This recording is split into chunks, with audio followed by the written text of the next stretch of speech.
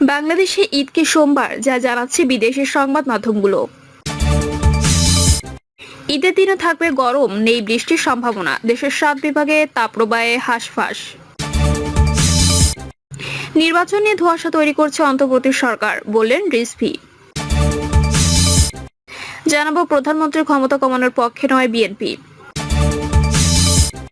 এবং সর্বশেষ জানাবো সিরাজগঞ্জের মহাসড়কে গাড়ির চাপ, নেই ভোগান্তি। শুনছিলেন সংবাদ শিরোনাম, এবারে বিস্তারিত। বাংলাদেশে ঈদকে সোমবার, যা জানাচ্ছে বিদেশি সংবাদ মাধ্যমগুলো। সংযুক্ত আরব আমিরাত ভিত্তিক সংবাদ মাধ্যম খালিজ টাইমসের প্রতিবেদনে বলা হয়েছে, বাংলাদেশে আজ চাঁদ দেখা যায়নি, ফলে দেশটিতে 31শে মার্চ পবিত্র ঈদ উল ফিতর উদযাপিত হবে। একইভাবে মধ্যপ্রাচ্যের আরেক সংবাদ মাধ্যম গালফ নিউজও বলছে, বাংলাদেশে ঈদ উল ফিতর উদযাপন করা হবে সোমবার। কোনো নিউজেই শুরুতে কোনো সূত্র উল্লেখ করা হয়নি। কিভাবে তারা এই তথ্য পেল তা খবরের কোনো অংশে নিশ্চিত করা হয়নি। তবে পরবর্তী সময় গালফ নিউজ তাদের সংবাদের মধ্যে এক্সে দেওয়া ইন্টারন্যাশনাল অ্যাস্ট্রোনমি সেন্টারের পোস্টটি এমবেড করে দিয়েছে। অন্যদিকে ভারতীয় সংবাদ মাধ্যম হিন্দুস্তান টাইমস জানিয়েছে, বাংলাদেশের সোমবারই ঈদ উল ফিতর উদযাপিত হবে। সূত্র হিসেবে তারা এক্সে দেওয়া ইন্টারন্যাশনাল অ্যাস্ট্রোনমি সেন্টারের পোস্টকে ব্যবহার করেছে, যা বলছে আবহাওয়া অধিদপ্তর। মধ্যপ্রাচ্যের সূত্রবিহীন ওই দুই নিউজের বিষয়ে মন্তব্য জানান যোগ করে বাংলাদেশের আবহাওয়া অধিদপ্তরের সঙ্গে প্রসঙ্গ অধিদপ্তরের একজন কর্মকর্তা নাম প্রকাশ না করার শর্তে বলেন, এর আগে আমরা এ নিয়ে মন্তব্য করে বিপাকে পড়েছি। এই কারণে এবার কোনো মন্তব্য করতে পারছি না। চাঁদ দেখার বিষয়ে জাতীয় চাঁদ দেখা কমিটি কথা বলবে। ঈদের দিনও থাকবে গরম, নেই বৃষ্টির সম্ভাবনা, দেশের 7 বিভাগে তাপপ্রবাহ হাঁসফাঁস। যদি এবার 29টি রোজা হয়, তবে পবিত্র ঈদ উল ফিতর উদযাপিত হবে সোমবার, আর রোজা যদি 30টি হয়, তবে ঈদ হবে মঙ্গলবার। এখন প্রশ্ন হলো, ঈদের দিন আবহাওয়া কেমন থাকবে? আবহাওয়া অধিদপ্তর বলছে, এবারে ঈদ উল ফিতর কাটবে তাপপ্রবাহের মধ্য দিয়ে। বৃষ্টিপাতের তেমন কোনো সম্ভাবনা নেই, তবে গরমের তেজ কিছুটা কম থাকতে পারে। চলতি মাসে এক দফা তাপপ্রবাহ হয়ে গেছে রাজধানী সহ দেশের বিভিন্ন স্থানে। এরপর দেশের বিভিন্ন স্থানে আকাশ মেঘলা হয়ে পড়ে। রাজধানী ঢাকায় কিছুটা বৃষ্টি হয়। বেশি বৃষ্টি হয় উত্তর পূর্বে সিলেট এবং এর কাছাকাছি এলাকাগুলোয়। এরপর থেকে তাপমাত্রা খানিকটা কমতে শুরু করে, তবে গত সোমবার থেকে তাপমাত্রা আবার বাড়তে শুরু করেছে।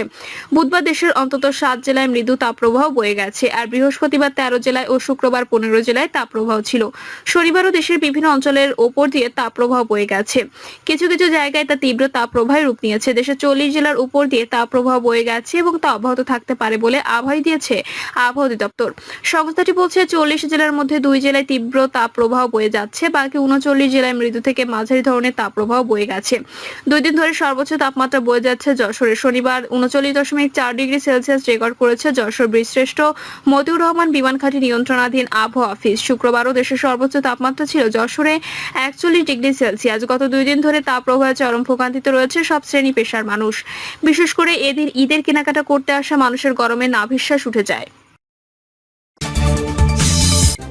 নির্বাচন নিয়ে ধোঁয়াশা তৈরি করছে অন্তর্বর্তী সরকার, বললেন রিজভী।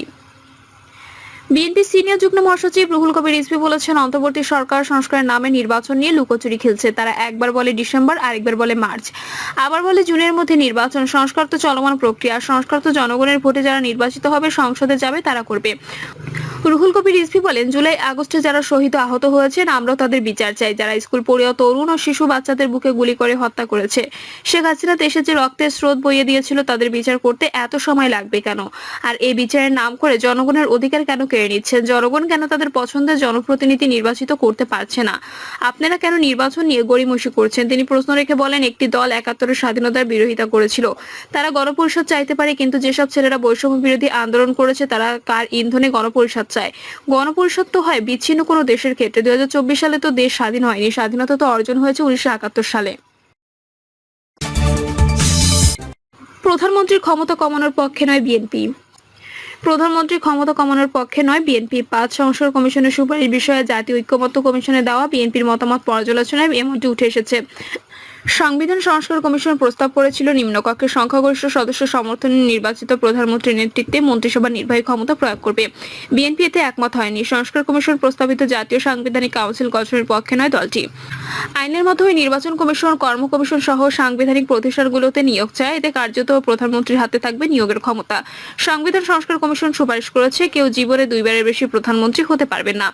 বিএনপি এই সুপারিশের সঙ্গে একমত হয়নি। দলটি মতামত দিয়েছে, কেউ টানা 3 বার প্রধানমন্ত্রী পদে থাকতে থাকতে পারবেন না, তবে বিরতি দিয়ে আবার প্রধানমন্ত্রী হতে পারবেন। রাষ্ট্রপতি, প্রধানমন্ত্রী এবং সংসদের মেয়াদ 4 বছর নির্ধারণের সুপারিশও একমত হয়নি বিএনপি। সরকারের মেয়াদ 5 বছর বহাল রাখতে চায় তারা। সংস্কার কমিশন সুপারিশ করেছে নিম্নকক্ষ উচ্চ কক্ষে 2/3 সমর্থন থাকলেও সংবিধান সংশোধনে গণভোট লাগবে। বিএনপি সংবিধান সংশোধনে গণভোট চায় না।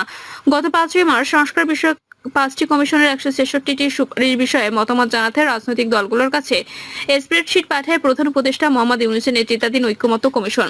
গত রোববার বিএনপি এ বিষয়ে মতামত জানিয়েছে। সংবিধান সংস্কারের 70টি সুপারিশের মধ্যে 11টিতে একমত ও 3টিতে নীতিগতভাবে ঐক্যমত প্রকাশ করেছে তারা। 6টি সুপারিশের সঙ্গে আংশিক একমত হয়েছে দলটি। বিএনপি যে 20 প্রস্তাবের সঙ্গে আংশিক বা পুরো একমত, সেগুলো তারা আগামী সংসদে বাস্তবায়ন চায়।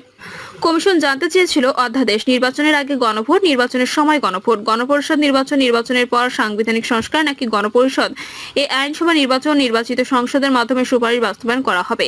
সেখানে দলটি সংসদকে প্রাধান্য দেয়। আন্তর্জাতিক অপরাধ ট্রাইব্যুনালে মামলায় অভিযুক্তদের নির্বাচনে অযোগ্য করার সুপারিশ করেছিল নির্বাচন ব্যবস্থা সংস্কার কমিশন। শেখ হাসিনা সহ আওয়ামী লীগের জ্যেষ্ঠ 31 নেতার বিরুদ্ধে মামলা হয়েছে ট্রাইব্যুনালে। সুপারিশ বাস্তবায়ন হলে অভিযুক্তরা নির্বাচন করতে পারবেন না, অন্য আদালতের মতো দণ্ডিত হতে হবে না। বিএনপি এর সুপারিশের সঙ্গে একমত নয়। দলটির মতে এই মুহূর্তে প্রার্থীর যোগ্যতা অযোগ্যতা নির্ধারণ অনাবশ্যক। কাউকে নির্বাচনের অযোগ্য ঘোষণা করতে সংবিধান সংশোধন করার প্রয়োজন হবে না। সরকার ও প্রধানমন্ত্রীর ক্ষমতা খর্ব নয়। বিএনপি মতামত বলেছে, সংবিধানের 55(2) অনুচ্ছেদ অনুযায়ী প্রধানমন্ত্রী প্রজাতন্ত্রের নির্বাহী ক্ষমতা প্রয়োগ করবেন। প্রধানমন্ত্রী কি প্রক্রিয়া, মন্ত্রণালয় কিংবা বিভাগে নির্বাহী ক্ষমতা প্রয়োগ করবেন তার সংবিধানের অধীনে রুলস অব বিজনেসের সুস্পষ্ট বিধান রয়েছে। বিদ্যমান সংবিধানের 48(3) অনুযায়ী প্রধান বিচারপতি নিয়োগ বাদে বাকি সব কাজ রাষ্ট্রপতি প্রধানমন্ত্রীর পরামর্শ অনুযায়ী করতে বাধ্য। এর মাধ্যমে বিচারপতি সাংবিধানিক সহ স্বতন্ত্র আইনে পরিচালিত প্রতিষ্ঠানের প্রধানমন্ত্রীর পরামর্শ অনুযায়ী নিয়োগ দেন রাষ্ট্রপতি। প্রধানমন্ত্রীর একছত্র ক্ষমতা কমাতে এনসিসি গঠনের সুপারিশ করেছে সংবিধান সংস্কার কমিশন। এতে রাষ্ট্রপতি, প্রধানমন্ত্রী, বিরোধী দলের নেতা, উচ্চ নিম্নকক্ষের স্পিকার, বিরোধী দল থেকে উচ্চ নিম্নকক্ষে নির্বাচিত ডেপুটি স্পিকার, প্রধান বিচারপতি এবং তৃতীয় একটি দল থেকে একজন সংসদ সদস্য থাকবেন। একই সুপারিশ করেছে নির্বাচন ব্যবস্থা সংস্কার কমিশন। সুপারিশ অনুযায়ী নির্বাচন কমিশন, কর্ম কমিশন, অ্যাটর্নি জেনারেলের মতো দুর্নীতি দমন কমিশন, মানবাধিকার কমিশন, স্থানীয় সরকার কমিশন ও সাংবিধানিক প্রতিষ্ঠান হবে। এনসিসি সংখ্যাগরিষ্ঠ সদস্যের মতামতে এসব প্রতিষ্ঠানে এবং প্রতিরক্ষা বাহিনীর প্রধানদের নিয়োগ করা হবে। বিএনপি এসব সুপারিশের সঙ্গে একমত হয়। দলটির স্থায়ী কমিটির সদস্য সালাউদ্দিন আহমেদ বলেছেন, রাষ্ট্র পরিচালনার জন্য প্রধানমন্ত্রীকে প্রয়োজনীয় ক্ষমতা দিতে হবে। বিএনপি মনে করে সাংবিধানিক প্রতিষ্ঠানগুলোতে স্বচ্ছ নিয়োগের জন্য আইন করা যেতে পারে। আইনে বলা থাকবে কিভাবে নিয়োগ হবে। সব বিষয় সংবিধানে থাকার প্রয়োজন নেই। কমিশনের সুপারিশ ছিল, যিনি প্রধানমন্ত্রী নির্বাচিত হবেন তিনি দলীয় প্রধান কিংবা সংসদ নেতার পদে থাকতে পারবেন না। এই দুই সুপারিশও একমত নয় দলটি।